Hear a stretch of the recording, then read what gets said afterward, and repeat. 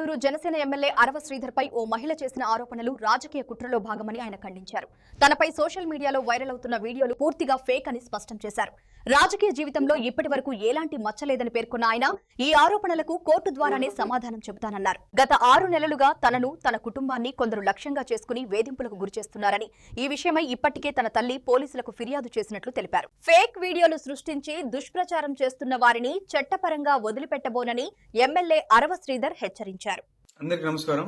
నేను అరవ శ్రీధర్, రైల్వేకోట జనసేన పార్టీ ఎమ్మెల్యేగా ఉన్నాను. ఈ రోజు మార్నింగ్ నుంచి ఏదైతే నా మీద తప్పుడు ప్రచారం, అదేవిధంగా తప్పుడు ఫేక్ డీప్ వీడియోలు ప్రచారం చేస్తున్నారో దానికి నేను సూటిగా వాళ్ళనే క్వశ్చన్ అడుగుతున్నాను. నేను 2021 నుంచి సర్పంచ్ గా 3 years కంటిన్యూగా సర్పంచ్ గా పనిచేశాను.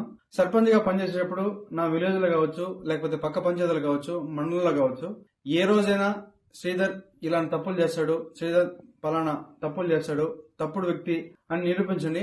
అదేవిధంగా ఈ రోజు మా జనసేన పార్టీ అధ్యక్షులు శ్రీ గౌరవ ఉప ముఖ్యమంత్రి కళ్యాణ్ సార్ దగ్గర ఆయన అడుగుజాల్లో నడుస్తూ ఆయన పనితీరుపై దృష్టి పెట్టి ఆయన ఎట్లయితే ప్రజలకు సేవ చేస్తున్నాడో అంతటికన్నా కొంచెం ఆయన దాంట్లో 1% ప్రజలకు సేవ చేస్తూ నా రైల్వేకోట నియోజకవర్గంలో నేను పని చేస్తుంటే నాపైనే ఈ విధంగా దుష్ప్రచారం స్టార్ట్ చేయడం జరిగింది. ఏదైతే నేను ఈ videos fake deep videos morning నుంచి ఫేక్ అని చెప్తున్నారో దానికి నేను సూటిగా మరొకసారి వాళ్ళని అడుగుతున్నాను.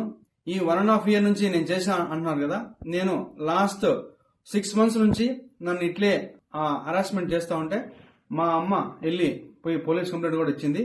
కావున దానికి కూడా మళ్ళీ కూడా నేను దీని వెనక ఎవరున్నారు, ఎవరైతే ఈ వాంటెడ్ గా చేస్తున్నారో కూడా నేను చట్టపరంగా కోర్టు నుంచే ఎట్లయితే దానికి తగిన చర్యలు తీసుకోవాలో అదేవిధంగా చర్యలు తీసుకొని